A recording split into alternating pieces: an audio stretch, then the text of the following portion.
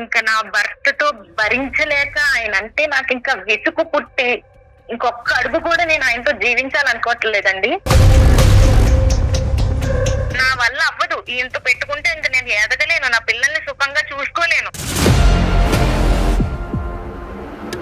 ఆ బుర్రకి ఇంకా ఎంత చెప్పినా ఎక్కడ మూర్ఖుడు, పెద్ద మూర్ఖుడండి బాబు. నువ్వు పేరుకి రాజమ్మ, రాజు మహారాజులా ఫీల్ అయిపోయి నువ్వు వేషాలు అనేది వెయ్యొద్దు ఇక్కడ. అంత బిజీలోనూ నేను ఆయన బట్టలు ఐరన్ చేయాలంటండి. ఐరన్ లేకపోతే, ఐరన్ బట్ట లేకపోతే అసలు రానే రాడండి ఫుడ్ కోర్ట్కి. ఐరన్ బట్ట ఉంటేనే బయటకు వస్తాడు. ఎంతో కష్టపడి ఒక ఇల్లు అనేది కొన్నామండి నేను. ఆ ఇంటికి సడన్ గా ఒకళ్ళు వచ్చి మీరు వెంటనే ఖాళీ చేసి వెళ్ళిపోండి అని అంటే నాకు షాక్ లో ఉండిపోయానండి నేను. అసలు క్రికెట్ బెట్టింగ్లు పెట్టాడంటండి ఆ మహానుభావుడు. క్రికెట్ బెట్టింగ్ లో ఇల్లు తాకట్టు పెట్టాడంట.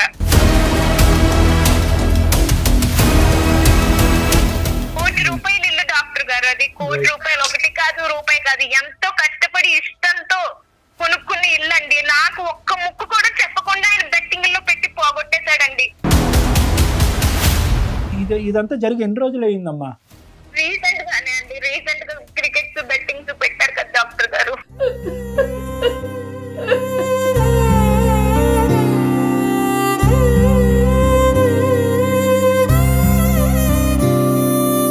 ₹1,00,00,000 వస్తే 30 కోట్లు వచ్చేది. అప్పుడు ఇలా మాట్లాడేదా తను? ఏంటి ఇప్పుడు ప్రశ్నిస్తే సమాధానం ఏంటి అతని దగ్గర నుంచి? మా ఫ్రెండ్ కి 50,000 పెడితే 30 లక్షలు వచ్చింది. వాళ్ళ భార్యకి 5 లక్షలు పెట్టి నెక్లెస్ చేయించి 10 లక్షలు సేవింగ్ చేసుకొని ఇంకో 15 లక్షలు వాళ్ళ భార్య ఇచ్చి మళ్ళీ ఆడమని చెప్తుంది.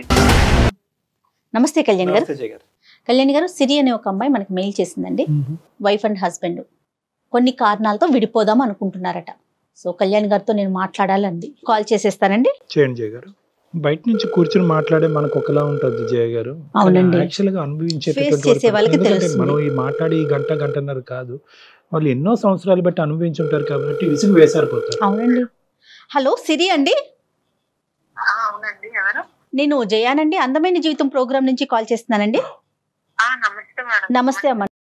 రైట్, కళ్యాణ్ చక్రవర్తి గారు ఉన్నారు, ఒక్కసారి మాట్లాడతారా? నమస్తే అమ్మా సిరి. నా పేరు సిరి అండి. నేను హైదరాబాద్ నుంచి కాల్ చేస్తున్నాను. వయసు అమ్మా? నా వయసు 25 అండి. దేని గురించి అమ్మా? మ్యారేజ్ ఇష్యూవా? దేని గురించి? అవునండి. నేను ఇంకా నా భర్తతో భరించలేక ఆయన అంటే నాకు ఇంకా విసుగు పుట్టి ఇంకొక అడుగు కూడా నేను ఆయనతో జీవించాలనుకోవట్లేదండి.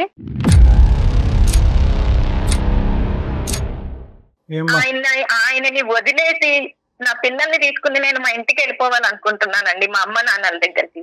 ఎంతమంది పిల్లలమ్మా సిరి మీకు? 2 చిన్న పిల్లలండి. పెళ్ళి ఎంతకాలం అయిందమ్మా? పెళ్ళయి ఒక 6-7 ఇయర్స్ అయిందంటే. అంటే నాకు చిన్న వయసులోనే పెళ్లి చేసేసారండి. అతను ఏం చేస్తూ ఉంటారు?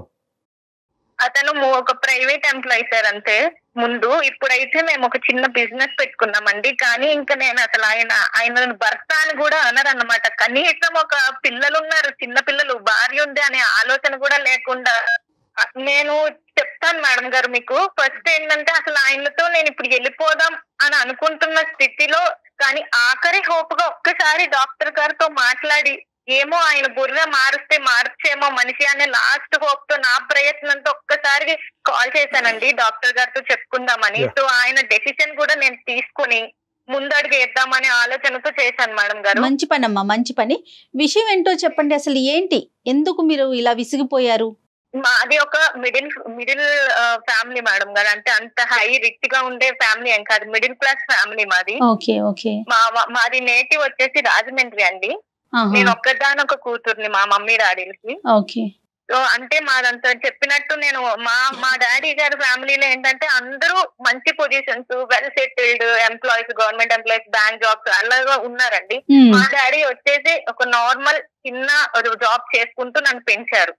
సో దాని వల్ల నేను చాలా అవమానాలు చిన్నప్పటి నుంచే వాళ్ళు పడడం నా కళ్ళారా చూశానండి నేను చిన్నప్పటి నుంచి. సో నేను అప్పటి నుంచే కష్టపడి ఉన్న దాంట్లో నన్ను చదివించారు. నేను కష్టపడి చదువుకుని నేనేమనుకునేదానంటే మంచి స్థాయికి ఎదగాలి, మేమంటే ఏంటి అనేది వాళ్ళకి నిరూపించాలి. వాళ్ళు ఎత్తిన నోర్లు మూయించాలి వాళ్ళవి అనే ఆలోచనతో నేను ఎంతో అనుకున్నానండి, హ్యాపీగా చూసుకోవాలి అని. సో ఏదో ఇలాగ గంటకు ఒక బొంత అన్నట్టు మాకున్న ఫ్యామిలీ దాంట్లోనే మాకు ఒక ఏదో సంబంధం చూశారు, పెళ్లి చేశారండి. అతను ఒక నార్మల్ ప్రైవేట్ ఎంప్లాయ్ అండి. అప్పట్లో ఒక 15-16 వేలకి శాలరీలో జాబ్ చేసేవారు ఆయన. అంతా ఫస్ట్ అంతా బానే ఉండేదండి. తర్వాత ఆయన్ని నేను అబ్జర్వ్ చేస్తూ గడిచిన కొద్దీ ఏమవుతుందంటే ఆయన అంటే ఒక స్థిరత్వం లేదండి ఆయన బుర్రలో. జాబ్స్ మారుతూ ఉండేవాడు, ఆ జాబ్ నచ్చలేదు అనేవాడు, వెంటనే ఇంకోటి మారిపోయేవాడు, సరిగ్గా అసలు ఏ జాబ్ చేసేవాడు కాదండి. ఎన్ని ఉద్యోగాలు మారాడమ్మా ఇన్ని సంవత్సరాలు మీ పెళ్లిలో? ఒక 5-6 అట్లా మారుతూనే ఉన్నాడండి. ఆల్మోస్ట్ ఇయర్ కి ఒకటి మారుతూనే ఉన్నారండి. అయితే ఇంకా నేను ఏంటి అసలు ఎందుకు ఇలా చేస్తున్నారు మీరు అంటే, నాకు కష్టపడడం ఇష్టం లేదు, నాకు హార్డ్ వర్క్ ఇష్టం లేదు, నేను స్మార్ట్ గా ఆలోచిస్తాను, స్మార్ట్ వర్క్ అంటేనే ఇష్టం, నాకు కూర్చున్న దగ్గరికి అన్ని వచ్చేయాలి. ఇంకా ఆయన గారు ఎలాంటోడంటే ఆకాశం నుంచి వెంటనే కింద పడిపోవాలి, కావాల్సిన దగ్గరికి వచ్చేయాలి. అదే ఇంకా అంత అసలు ఇంకా అంత స్మార్ట్ గా వచ్చేయాలి, నేనేం కష్టపడకూడదు, అలా కూర్చోవాలి, తిని కూర్చోవాలి అంతే, నాకు అన్ని వచ్చేయాలి, అంత లగ్జరీగా ఉండాలి, అలా ఉండేవాడండి. సరే ఈయనతో పెట్టుకుంటే నా వల్ల కాదు, నా పిల్లల్ని నన్ను చూసుకోవడం అవ్వదు, నేను అనుకున్న కళలు ఎప్పుడు నెరవేరాలి, నాకు ఇల్లు కట్టుకోవాలని ఆశ అండి చిన్నప్పటి నుంచి. ఇంటికి సంబంధించినటువంటి అవసరాలు ఎంతవరకు తీర్చాడు? సేవింగ్ చేసి అవసరాలు తీర్చిన తర్వాత ఈ విధంగా ఆలోచన అనేటటువంటిది ఉందా అతనికి? లేదంటే అవసరాలు లేదు, సేవింగ్ లేదు, ఉద్యోగం తర్వాత ఉద్యోగం మారి స్మార్ట్ అనుకుంటూ ఉంటామేనా? లేదండి ఆయన ఏం చేసింది ఏమి లేదండి. ఉన్న దాంట్లో ఆయన గట్టి పెట్టుకుని ఏదో అప్పుడప్పుడు అలా కొంచెం ఇంటికి హెల్ప్ చేస్తూ అట్లా ఏదో చేసి నెట్టుకుని వచ్చాడండి. నేను అదే చెప్తున్నా కదా డాక్టర్ గారు, నేను ఇంక ఈయనతో నా వల్ల అవ్వదు, ఈయనతో పెట్టుకుంటే ఇంక నేను ఎదగలేను, నా పిల్లల్ని సుఖంగా చూసుకోలేను. కాదు నాన్న ఒక్క నిమిషం సిరి. ఒక ఇంపార్టెంట్ పాయింట్ ఏంటంటే, మనం వేదిక వరకు వచ్చి ఒక ఆఖరి అవకాశంగా డాక్టర్ గారితో మాట్లాడితే పరిష్కారం ఉంటుందేమో అనే ఆలోచనతో వచ్చినటువంటి మీరు పదే విసుగు వేసారిపోయిన బయటకు వెళ్ళిపోతాను అనేది కాదు. కొంతవరకు వ్యక్తిత్వం గురించి కొద్ది విశ్లేషణ మాకు చెప్తే కనుక దాన్ని బట్టి ఆలోచన. అంటే అంత బ్యాడ్ హ్యాబిట్స్ ఉండడం అట్లాంటి ఏం లేవండి, డ్రింకింగ్ స్మోకింగ్ అవేం లేదండి, మనిషి పరంగా మంచివాడే. రీసెంట్ గా సడన్ గా ఒక రోజు నా ఇంటికి కొంతమంది వచ్చి మీరు ఇల్లు ఖాళీ చేసేయండి, నేను కష్టపడి బిజినెస్ పెట్టి సంపాదించిన ఇల్లు అండి, అది 2 ఏళ్ళు కష్టపడి మొత్తం చిన్న చేసుకుంటూ ఏదో ఒకటి అలా దాచుకుని మా మమ్మీ వాళ్ళని కొంచెం ఇచ్చి ఎంతో కష్టపడి ఒక ఇల్లు అనేది కొన్నామండి. నేను ఆ ఇంటికి సడన్ గా ఒకళ్ళు వచ్చి మీరు వెంటనే ఖాళీ చేసి వెళ్ళిపోండి అని అంటే నాకు షాక్ లో ఉండిపోయానండి. నేను అసలు నా ఇంటికి రావడం ఏంటి, ఎవరో వచ్చి ఖాళీ చేసేయడం చెప్పడం ఏంటి అని, ఏమైందా అనేది నేను అడిగితే అతన్ని క్రికెట్ బెట్టింగ్లు పెట్టాడంటండి ఆ మహానుభావుడు. క్రికెట్ బెట్టింగ్ లో ఇల్లు తాకట్టు పెట్టాడంట.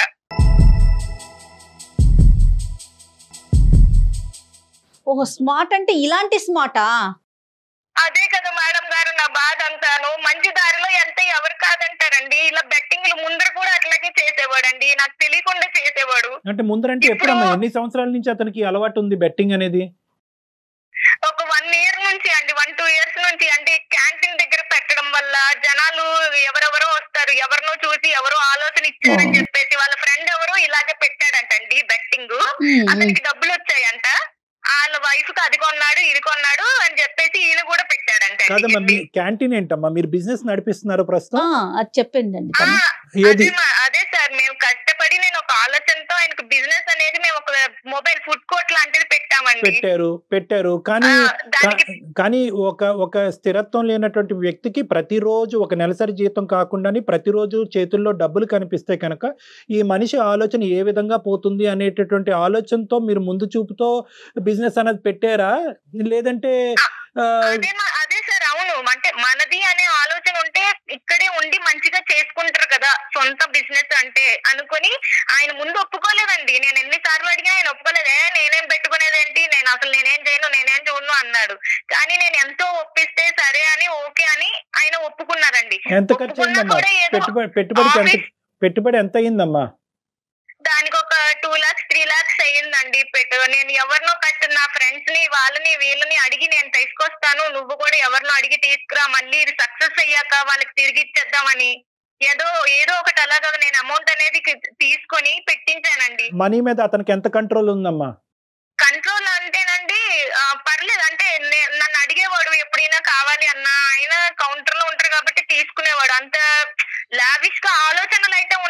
ఖర్చులు అయితే అంత ఎప్పుడు చేయలేదండి. కాకపోతే ఇక ఈ 2-3 ఏళ్ల నుంచే ఈయన ఆలోచనలు ఇట్లాగా కొంచెం స్మార్ట్ గా చేద్దాము, ఈ బెట్టింగ్స్ లేకపోతే గ్యాంబ్లింగ్స్ ఇవన్నీ ఆలోచనలు ఆయనకి వచ్చాయండి. ఒక రోజు వాళ్ళు వచ్చి అడిగితే నేను ఇలాగా నా ఇల్లు నేను కొనుక్కున్నప్పుడు అండి ఒక 25-30 లక్షలు పెట్టి నేను కొన్నానండి ఇల్లు. అది ఇప్పుడు దాని వాల్యూ నియర్లీ ఒక 1 crore దాకా ఉంటుంది. 1 కోటి రూపాయలు ఇల్లు డాక్టర్ గారు. అది 1 కోటి రూపాయలు, ఒకటి కాదు రూపాయి కాదు, ఎంతో కష్టపడి ఇష్టంతో కొనుక్కున్న ఇల్లు అండి. నాకు ఒక్క ముక్కు కూడా చెప్పకుండా ఆయన బెట్టింగ్ లో పెట్టి పోగొట్టేశాడండి. కాదు నాన్న, ఎవరి పేరునుంది ఇల్లు? ఎవరి పేరునుంది? ఎలా పోయి ఉంటుంది? కాగితాలు ఎవరి దగ్గర ఉన్నాయి? ఆయన దగ్గరే ఉన్నాయండి. ఆయన పేరు మీదే రాసాము. అయ్యో రామా.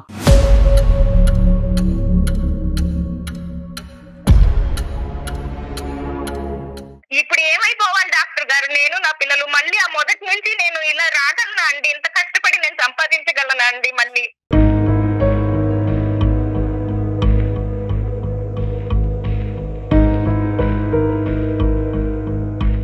అయిపోయిన కాలం మళ్ళీ రాదు కదండి. అందులో ఎంత కష్టం అది.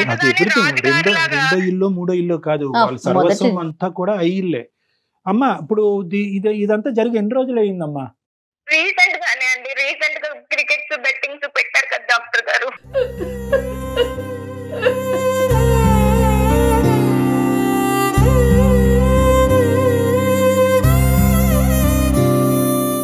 ఏంటి ఇప్పుడు ప్రశ్నిస్తే సమాధానం ఏంటి అతని దగ్గర నుంచి? ఏం లేదండి, అంతే. నేను ఇంతే. పోయింది, డబ్బులు వస్తే వాడేసుకుంటావు కదా, ఆనందపడిపోతావు కదా, పోయినప్పుడు మాత్రం ఎందుకు ప్రశ్నిస్తున్నావు అంటున్నాడండి. సో అంటే ఇంతకు ముందు గెలిచి మీ చేతికి డబ్బులు ఇచ్చిన సందర్భాలు, మీరు ఆనందపడిన సందర్భాలు ఉన్నాయా? లేవు డాక్టర్ గారు, లేవు. ఇప్పుడు నేను ఇది పెట్టడం వల్ల వస్తే నువ్వు ఆనందించేదానివి కదా, పోయింది కాబట్టి నువ్వు నన్ను ప్రశ్నిస్తున్నావు, లేకపోతే నన్ను అడిగేదానివా నువ్వు అని అంటున్నాడండి. సో మీకు తెలిసి ఎప్పుడు కూడా ఈ అంశాన్ని ప్రోత్సహించలేదు? లేదండి, ఎప్పుడూ లేదు. ఒక్కసారి ఎప్పుడు కూడా అలాగే ఒక 50,000 ఎందులోనో అడిగాడు, తీసుకున్నాడు. అవి లాస్ వచ్చేసాయండి. ఏం వాడాడు కూడా తెలియదండి. అడిగితే లేదు, పోయాయి అన్నాడు.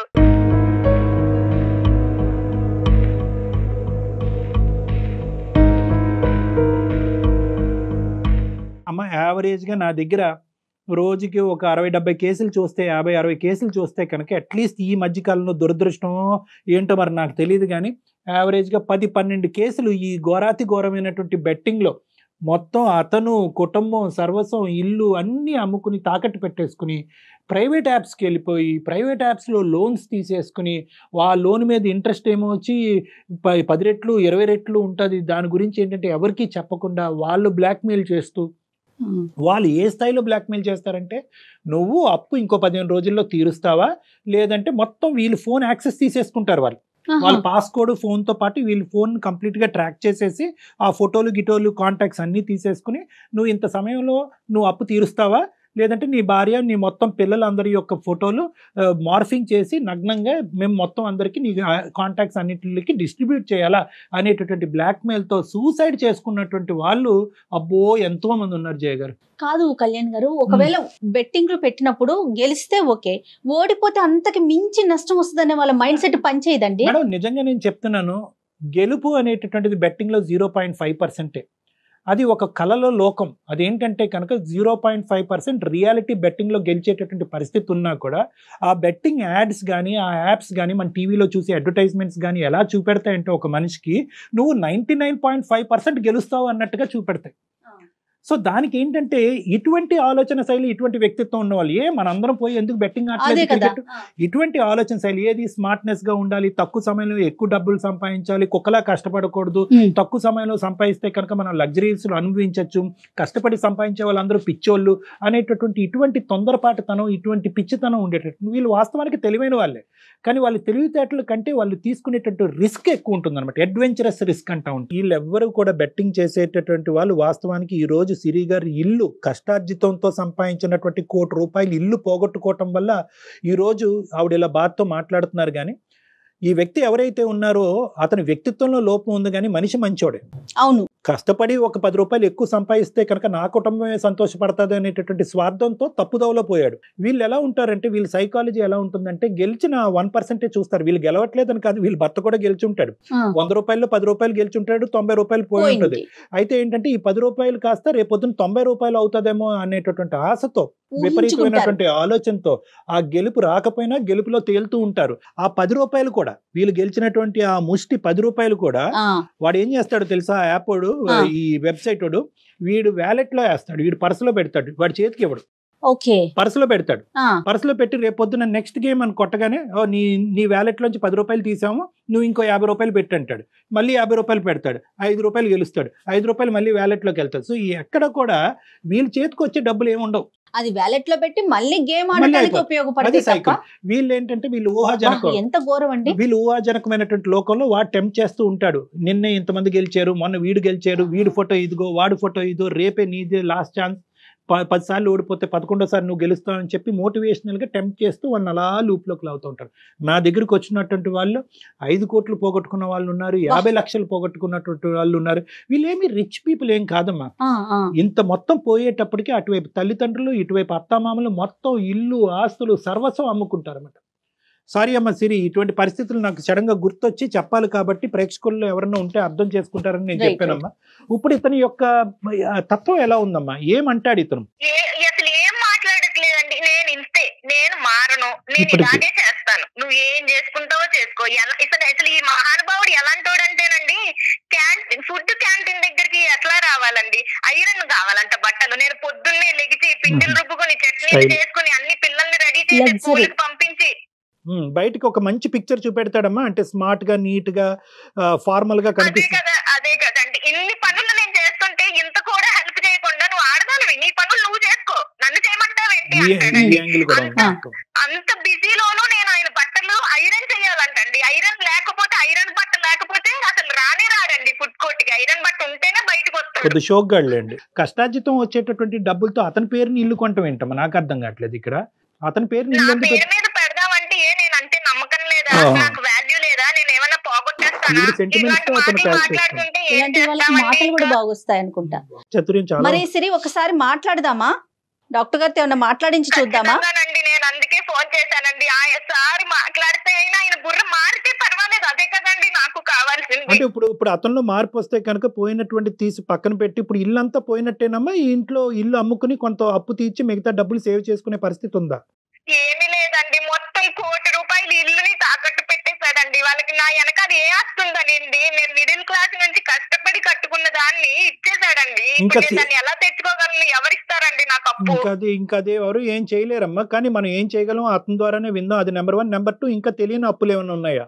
ఇంతటితో ముగిసిందా? డాక్టర్ గారు, ఆయన గారికే తెలియాలి. తెలియకుండా ఇంత పెద్ద ఇల్లునే తాకట్టు పెట్టాడు, ఇంక నాకు తెలియకుండా ఎన్ని వేసాడు. ఒకప్పుడు అతనిలో ఒక పరివర్తన వస్తే కనుక ఈ కథను ఇక్కడితో ముగించి గతాన్ని తవ్వకుండా అతనితో పాటు ప్రయాణం చేస్తూ కష్టపడి ఉండే ఉద్దేశం నీకుందమ్మా? అది కూడా లేదా? ఉందండి. అంటే ఆయన మారతాడు, నిజంగా మారతాడు అంటే మళ్ళీ ఎంతో కొంత. ఇప్పుడు నేను కట్టినంత ఇల్లు నేను కట్టలేకపోవచ్చు, అంత సంపాదించలేకపోవచ్చు, కానీ ఓపిక ఉన్న వాళ్ళే కదా డాక్టర్ గారు ఎవరైనా చేసుకోగలిగేది. మేడం సిరి గారు, ఇంకొక ప్రశ్న మేడం. ఇది మీ కుటుంబ సభ్యులు, వాళ్ళ కుటుంబ సభ్యుల వరకు వెళ్ళిందా విషయం? ఇంకా అక్కడి వరకు వెళ్ళలేదా? ఇంకా నేను చెప్పలేదండి, రీసెంట్ గానే జరిగింది కదా. చెప్తే వాళ్ళేమనుకుంటారో ఆల్రెడీ మా ఫ్యామిలీలో నేను ఎంతో ఘనంగా ఇల్లు కట్టి గృహప్రవేశానికి పిలిచి నేనేంటో చూపించి వాళ్ళకి అలాంటి నోరులు మూయించానండి. అలాంటిది ఇప్పుడు మళ్ళీ వాళ్ళ దగ్గరికి నేను ఏ మొహం పెట్టుకుని వెళ్ళి నేను చెప్పగలను? మళ్ళీ నన్ను ఆ వాల్యూతో చూస్తారండి. ప్రస్తుతం ఇప్పుడు అదే ఇంట్లో ఉన్నారమ్మా? ఇల్లు వేరే ఇంట్లోకి మారారా? లేదండి, నేను ఇంకా అంటే ఖాళీ చేయమని చెప్పేశారు, వెళ్ళిపోవాలండి. నాకు ఎక్కడికి వెళ్ళాలో తెలియట్లేదు ఇప్పుడు ప్రెసెంట్.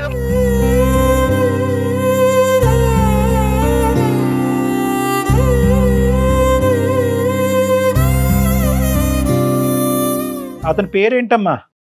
అతని పేరు రాజు అండి. ఎక్కడున్నారమ్మా రాజు గారు? ఇప్పుడు ఫుడ్ క్యాంటీన్ దగ్గరే ఉన్నారండి, అక్కడనే ఉన్నారు. నేను ఈ రోజు ఇంకా నాకు ఓపిక లేదని మార్నింగ్ నేను కొంచెంసేపు ఉన్నాక వస్తాను, నువ్వు వెళ్ళు అని చెప్పేసి ఆయన పంపించానండి, అన్ని సెట్ చేసేసి అక్కడ. చూడమ్మా, అతను మరి క్యాంటీన్ దగ్గర బిజీగా లేకపోతే ఒకసారి ఫోన్ కలుపు, నేను మాట్లాడాలనుకుంటున్నా. ఖచ్చితంగా చేస్తాను డాక్టర్ గారు, ఒక్క నిమిషం అండి. ఓకే నాన్న. आपका कॉल होल्ड पर है, कृपया प्रतीक्षा कीजिए, please stay on the line. Hello hello, series చెప్పు. ఏంటి? ఎక్కడ ఉన్నారండి? ఇక్కడ ఉంటాను, క్యాంటీన్ దగ్గర ఉన్నా. సరే కానీ నేను నా ఊరు వెళ్తున్నాను పిల్లల్ని తీసుకొని. ఎందుకు? ఏమైంది? ఎందుకు వెళ్తున్నావు? లేదండి నేను రావట్లేదు, మీరే అది చూసుకోండి సరేనా, మీరే అది మెయింటైన్ చేయండి. నేనైతే ఇంకా నేను వెళ్ళిపోతున్నానండి పిల్లల్ని తీసుకొని, ఇంకా రాను. ఒక్కడి వల్ల ఎలా అవుతుంది? అవన్నీ చూసుకోండి, నాకేం సంబంధం లేదండి. ఇంకా నేను మీతో ఉండలేనండి, నేను వెళ్ళిపోతున్నాను నా పిల్లల్ని తీసుకొని. ఆఖరిసారిగా నేను ఒకసారి మన కళ్యాణ్ చక్రవర్తి గారు డాక్టర్ సైకియాట్రిస్ట్, ఆయనతో నేను ఈ విషయం అనేది నేను చెప్పానండి, మన విషయము. ఆయన డప్పు లేదు పప్పు లేదు, నేను కాల్ అనేది కలిపాను. ఒకసారి ఆయన లైన్ లో ఉన్నారు, ఆయనతో మాట్లాడండి. మీరు ఆ క్యాంటీన్ ఎవరికైనా అప్పు చెప్పి ఒక 10 నిమిషాలు పక్కకు వచ్చి మాట్లాడండి. రాజుగారు నమస్తే అండి. రాజుగారు నమస్తే. నేను ఊరోనే గానీ కొద్దిగా ఇటువంటి విషయాల్లో కొద్దిగా చాకచక్యంగా డీల్ చేసేటటువంటి వ్యక్తి. సో కాసేపు మీరు మాకు టైం ఇవ్వగలిగితే కనుక ఒక 2 నిమిషాలు మాట్లాడతాం మీతో. చెప్పండి. రైట్ రాజుగారు, ఇప్పుడు పరిస్థితి ఏంటంటారు?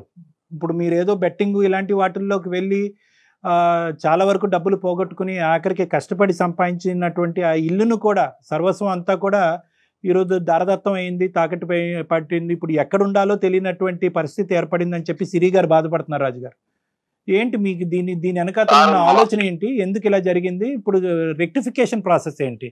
ఏ విధంగా ఈ ప్రాసెస్ ని మనం రిపేర్ చేయగలం? లైఫ్ లో రూపాయి దాచుకొని ఎదగాలంటే తొందరగా ఎదగలేము కదా సార్. అదే ఈ బెట్టింగ్ ద్వారా దీని ద్వారా అయితే తొందరగా ఎదగలుగుతాం. ఇప్పుడు మా బడ్డీ కొట్టుకొరికి వచ్చి చాలా మంది అనుకుంటారు, టిఫిన్ చేసుకుంటూ వాళ్ళు మాట్లాడుకుంటున్నారు. మా ఫ్రెండ్ కి ఒకతనికి 50,000 పెడితే 30 లక్షలు వచ్చింది.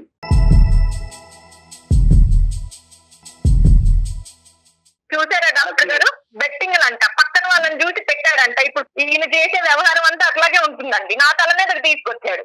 సార్ ఇప్పుడు మాకు ఎలాగో క్యాంటీన్ కాబట్టి దాని మీద ఎట్లాగో బిజినెస్ చేస్తాము. ఏదో స్మార్ట్. ఇప్పుడు మా ఫ్రెండ్ కి 50,000 పెడితే 30 లక్షలు వచ్చింది. వాళ్ళ భార్యకి 5 లక్షలు పెట్టి నెక్లెస్ చేయించి 10 లక్షలు సేవింగ్ చేసుకొని ఇంకో 15 లక్షలు వాళ్ళ భార్య ఇచ్చి మళ్ళీ ఆడమని చెప్తుంది. ఎందుకు చెప్తుంది? ఎంకరేజ్మెంట్ చేస్తుంది వస్తాయని. మనం కూడా ఎవరైనా ఆశపడడంలో తప్పలేదు కదా సార్. కాదు, మీ అతను ఒక్కడే ఆడుతున్నాడా మొత్తం? ఇది మీ ఇంకెవరు ఆడట్లేదా? ఇందులో గెలిచిన వాళ్ళు చాలా మంది ఆడుతున్నారు.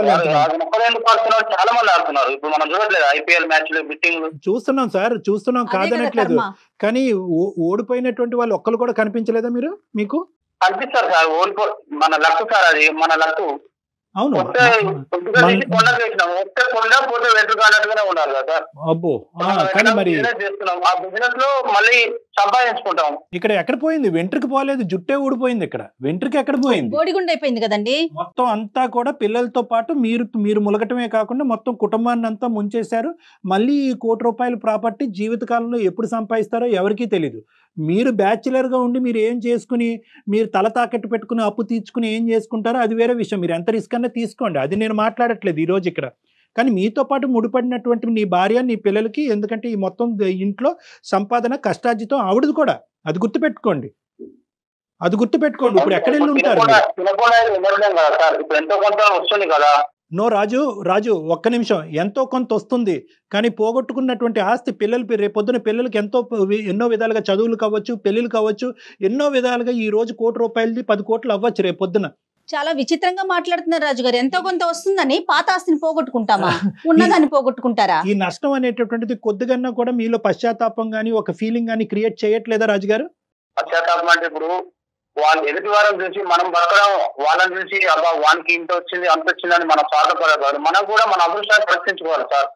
కాదు, ఒక్క నిమిషం సిరి, నువ్వు ఒక 2 నిమిషాలు అతనితో మాట్లాడమ్మా. అసలు అతను ఏమంటున్నాడు అంటే కనుక, వాళ్ళెవరినో చూశాను, వాళ్ళు గెలిచారు అని అంటున్నాడు.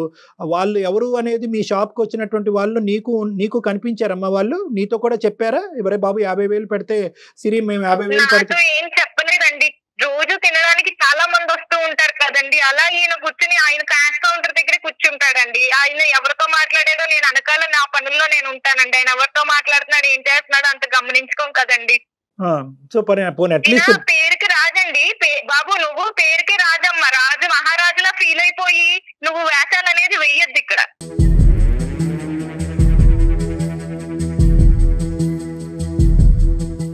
అసలు మూర్ఖుడండి, పరమ మూర్ఖుడులా బిహేవ్ చేస్తున్నాడు. ఎన్నిసార్లు చెప్పినా మాటే వినట్లేదండి. అసలు నేను చేసిందే కరెక్ట్, నేను వెళ్ళేదే కరెక్ట్ అనుకుంటున్నాడు తప్ప నా మీద బేస్ అయ్యి ఒక పిల్ల ఉంది, పిల్లలు ఉన్నారు, వాళ్ళ భవిష్యత్తు ఉంది, అదేమో ఆలోచన లేదండి. ఉంది కదా, ఓపిక ఉంది కదండి, బుర్ర ఉంది కదా, తెలివి ఉంది కదా, మంచిగా వాడుకోవచ్చు కదండి. బెట్టింగ్లు గ్యాంబ్లింగ్లు ఏంటి డాక్టర్ గారు?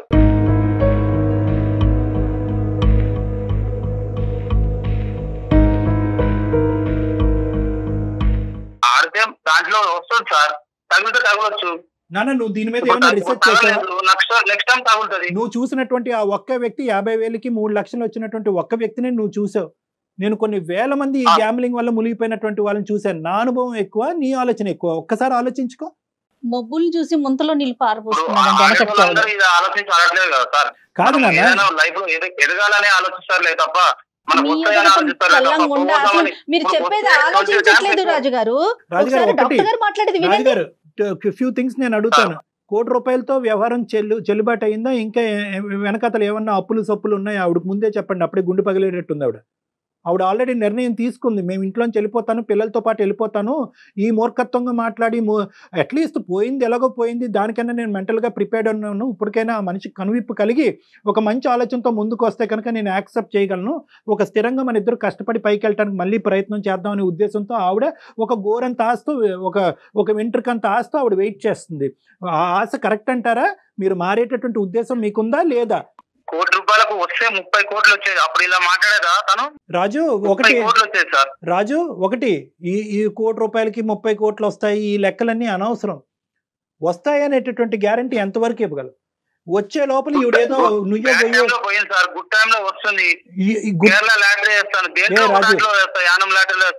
నాకు అర్థం కావట్లేదు నాన్న. ఇప్పటికీ కూడా మాట్లాడాలన్న మాట ఆయన నోట్లోంచి రావట్లేదు డాక్టర్. ఇంకా అంటున్నాడండి ఆ వ్యక్తి.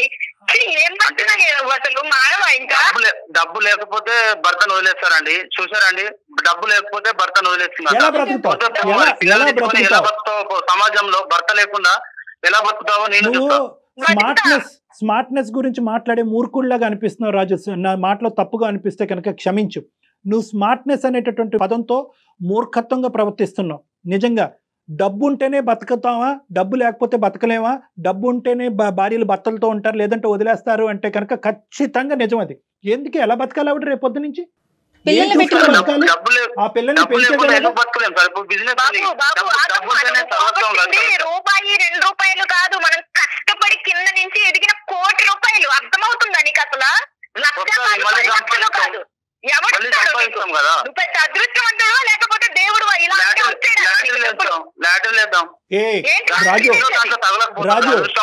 రాజు ప్రతి మనిషికి ఒక పిచ్చి ఉంటుందేమో గానీ ఇది నీకుండేటటువంటి పిచ్చి కళల పిచ్చి. నువ్వు ఊహాజనకమైనటువంటి కళల లోకంలో తేలుతున్నావు, రియాలిటీకి చాలా దూరంగా వెళ్ళిపోతున్నావు. ఇది మంచిది కాదు. రేపొద్దు నేను ఇది అవుతాను, one day I will become king అనే ఆ పాత సినిమా రాజేంద్ర ప్రసాద్ లాగా ఉంది మాట. వాళ్ళని చూసి అబ్బా వాడికి తగిలింది వీడికి తగిలింది అదే మనకు వచ్చే బాగుందని స్వార్థంగా ఆలోచించే బదులు మనం కూడా ఒకసారి ట్రై చేస్తే మనకు వస్తుంది కదా నాన్న. ట్రై చేయాలి, జీవితంలో ఒకసారి ఉంటుంది.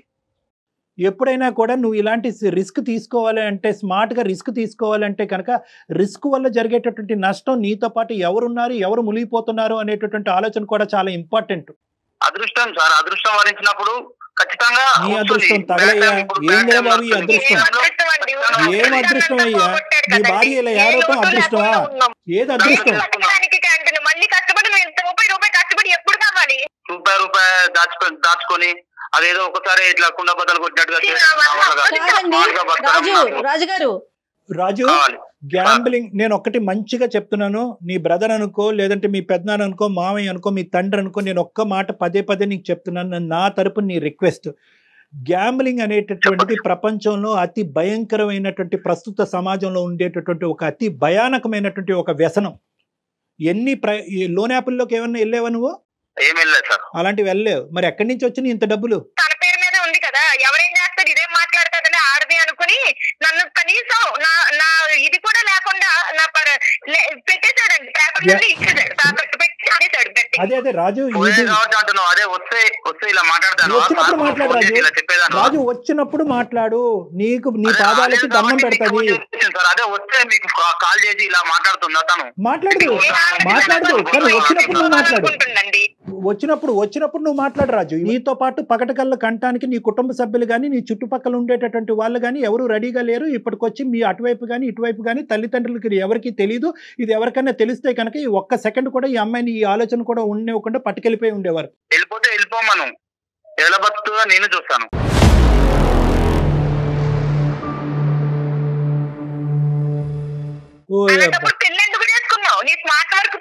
ఏం మాట్లాడుతున్నావు అయ్యా? నీలో ఈ యాంగిల్ కూడా ఉంది, ఈ సాడిస్టిక్ యాంగిల్. బతికించడం కోసమే కదా నేను ఆలోచించేది. నేను రాసిస్తున్నాను 100% గ్యారంటీ. చాలా సుఖంగా సంతోషంగా అమ్మాయి బతుకుతుంది పిల్లలతో పాటు. ఈ రోజు నష్టం నీకు. మార్పు వచ్చేటటువంటి భర్త, కరెక్ట్ గా విధానం పద్ధతిగా ఉండేటటువంటి భర్తతో పాటు ఉండగలిగే హక్కు అమ్మాయికి ఉంది. కానీ ఇలా వ్యసనాల బారిన పడి మొత్తం కుటుంబాన్ని ముంచేటటువంటి భర్తతో పాటు ఉండవలసినటువంటి అవసరం ఆవశ్యకత ఆవిడకి లేదు. ఆవిడకి తెలివితేటలు ఉన్నాయి, ఆవిడకి ఆలోచన శక్తి ఉంది. ముఖ్యంగా కష్టపడి స్మార్ట్నెస్ అనే పదాన్ని పక్కన పెట్టి కష్టాన్ని నమ్ముకుని బతికేటటువంటి తత్వం కెపాసిటీ ఆవిడకు ఉంది. నువ్వెవరు ఛాలెంజ్ చేసేదానికి ఆవిడకి? ఏం బెదిరిస్తున్నావా రాజు? భర్త లేకుండా ఎలా ఉంటారని? ఆ రోజులు ఎప్పుడో మారిపోయినాయి. దయచేసి వాస్తవంలోకి రా.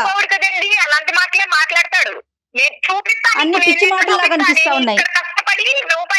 వదిలేమ్మా, నేనైతే గట్టిగా మాట్లాడుతున్నానని నువ్వు గట్టిగా మాట్లాడద్దు. అది కాదు, లేదు అతను తెలివితో. ఇది మూర్ఖత్వం అమ్మా నానా, ఇది మూర్ఖత్వం. నీ 30 కోట్లు తగలయ్యా, నీ 30 నీకు పిచ్చి పట్టినట్టు అవుతుంది. ఒక్క నిమిషం నా మాట విని రాజు. ఒక్కసారి నన్ను వచ్చి పర్సనల్ గా కలు. దయచేసి అర్థం చేసుకొని నీకు ఒక పిచ్చి పట్టింది, ఒక వ్యసనం అయినటువంటి వ్యాధితో నువ్వు బాధపడుతున్నావు. ఈ బాధకి ఒక వ్యాధి కాదు సార్. ఇప్పుడు చాలా మంది నేను చూస్తున్నారు కదా సార్. ఇప్పుడు ఐపీఎల్ మ్యాచ్, బెట్టింగ్ మ్యాచ్ చూస్తున్నారు కదా సార్. మీకు తెలియకపోవడం నానా ఒకటి. చూసి ఈసపడే వాళ్ళు మనం కూడా ఈ డౌట్ కూడా నేను క్లియర్ చేస్తాను. మనం పరీక్షించుకోవాలి సార్. రాజుగారు కరెక్టే.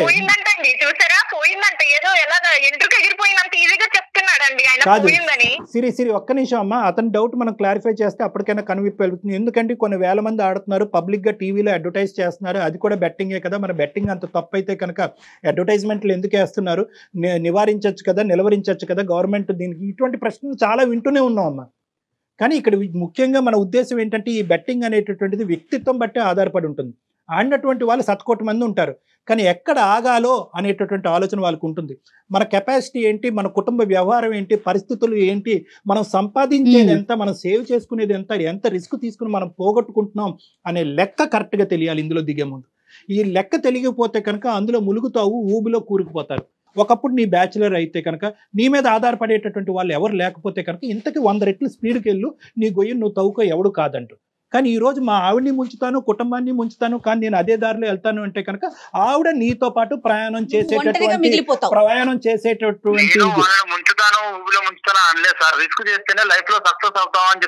నీ పాట నువ్వే రిస్క్ రాజు. రిస్క్ తీసుకోవచ్చు, కానీ ఆలోచనతో రిస్క్ తీసుకోవాలి. అవసరం బట్టి రిస్క్ తీసుకోవాలి, పరిస్థితులు బట్టి రిస్క్ తీసుకోవాలి, ఆధారపడేటటువంటి వ్యక్తులు బట్టి రిస్క్ తీసుకోవాలి. దయచేసి అర్థం చేసుకో. ఇప్పటికైనా కూడా నీకు ఆలోచన లేకుండా రిస్క్ స్మార్ట్ రిస్క్ అంటే కనుక పదాల పరంగా నువ్వు వాడుతున్నావు, కానీ ఈ పదాలకి డెఫినేషన్ నీకు తెలియదు. నువ్వు అమాయకుడువో, మూర్ఖుడువో, పిచ్చోడువో నాకైతే అర్థం కావట్లేదు. ఈ మూడిట్లో ఎవరు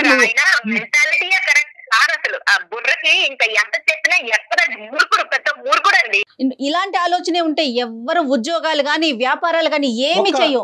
అదృష్టం కోసం పరుగులు పెట్టడమే. ఒక్కసారి నా దగ్గర రండి. పిల్లల భవిష్యత్ దృష్ట్యా ఇంకెవరు వద్దు. నీ భార్య వదిలేసే, నీ గురించి వదిలేసే, నా మాటలు కూడా వదిలేసే. పిల్లలు, చంటి పిల్లలు, నీ 30 కోట్లు వద్దు. నువ్వు కష్టపడేటటువంటి ఆ 10 రూపాయలు చాలు, మా స్కూల్ ఫీజులు కట్టి మాకు తిండి పెడితే చాలు మా నాన్న అనుకునేటటువంటి అడగలేనటువంటి వయసులో వాళ్ళు ఉన్నారు. రేపు అడిగేటటువంటి వయసులో వాళ్ళు వస్తే కనుక నీ మొహం ఎక్కడ పెట్టుకోవాలని నీకు తెలియదు. కాబట్టి ఆ పిల్లల భవిష్యత్తు దృష్ట్యా ఒక్కసారి నా దగ్గరికి మీరు డాక్టర్ గారి దగ్గరికి రండి, మాట్లాడండి. ఆయన చెప్పిన దానికి మీరు కన్విన్స్ అయితేనే ముందు స్టెప్ వేయండి, లేదంటే లేదు. మీ ఇష్టం. ఏం చేయలేరు సార్. మనం ఎంత చేసినా పిల్లల కోసం, పిల్లల భవిష్యత్తు అంటున్నారు కాబట్టి, పిల్లల కోసం కాబట్టి సరే సార్. Very good. నీకు దండం పెడతా. రామ్మ రా నాన్న, ప్లీజ్ వెల్కమ్. ఓకే రైట్ సిరి, ఇంకా దీని సిరి మీరు ప్రొలాంగ్ చేయకండి. ఫోన్ కాల్ అయిపోయిన తర్వాత డాక్టర్ గారిది ఒక్కసారి నేను ఫోన్ నెంబర్ మీకు షేర్ చేస్తాను, ఇమీడియట్ గా తీసుకుంటాండి అమ్మ కళ్యాణ్ గారి దగ్గరికి. ఖచ్చితంగా వస్తానండి. వస్తానంటే థ్యాంక్ యూ అమ్మా. వస్తానంటే ఈ విజయానికి మొదటి మెట్టు. సో నాకైతే 210% ఇటువంటి కేసెస్ డీల్ చేసేటటువంటి దాంట్లో నాకు అనుభవం ఉంది కాబట్టి ఖచ్చితంగా రండి అమ్మా. I'm positive about this. Right Raju.